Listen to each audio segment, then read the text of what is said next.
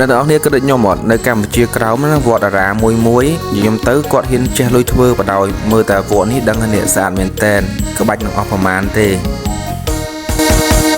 មកម្ចាស់ស្នេហ៍អើយចូលដល់ហើយកុំបងអញជើញបងបងសូមចូលរួមជាមួយគ្នាបំណាញ់ខានជួបគ្នាយូរចាប់គូលើកដៃតាមភ្លេងសប្បាយណាស់ទាំងក្មេងចាស់កុំប្រកាន់លេងតាមលំអានពេលបានជួបជុំវត្តឈុំធំយើងបានសាងឡើងតាមដោយចំណង232ព្រះវស្សាជ្រះថ្លាមក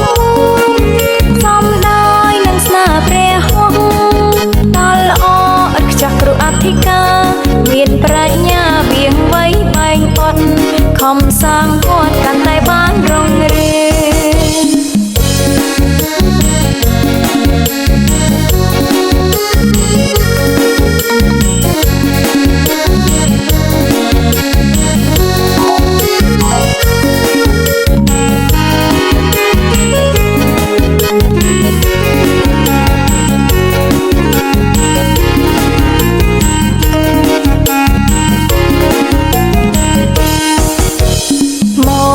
ចាស់ស្នេហ៍អើយចូលដល់ហើយកុំបងអញជើញបងបងសូមចូលរួមជាមួយគ្នា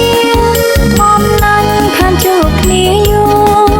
ចាប់គូលើកដៃតាមភ្លេងសប្បាយណាស់ទាំងក្មេងចាស់កុំប្រកាន់លេងតាមលំអានពេលបានជួបជុំវត្តឈុំធំយើងបានសាងឡើងតាមដោយចំណង232ព្រះវស្សាជ្រះថ្លាមកសំដោយនឹងស្នាព្រះហង្សដល់ល្អឥតខ្ចោះគ្រូអធិការមានប្រាជ្ញាវៀងវៃបែងបត់ខំសាងវត្តកាន់តែបានរុងរឿង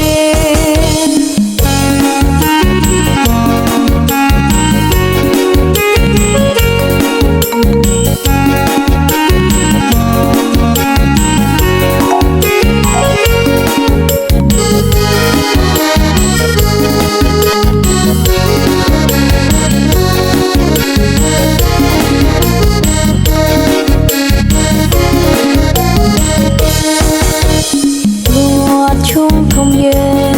បានសាងឡើងតាមដោយចំណង232ព្រះវស្សាជ្រះថ្លាមកសំដោយនឹងស្នាព្រះហង្សដល់ល្អឥតខ្ចោះគ្រូអធិការមានប្រាជ្ញាវៀងវៃបែងបត់ខំសាងវត្តកាន់តែបានរុងរឿង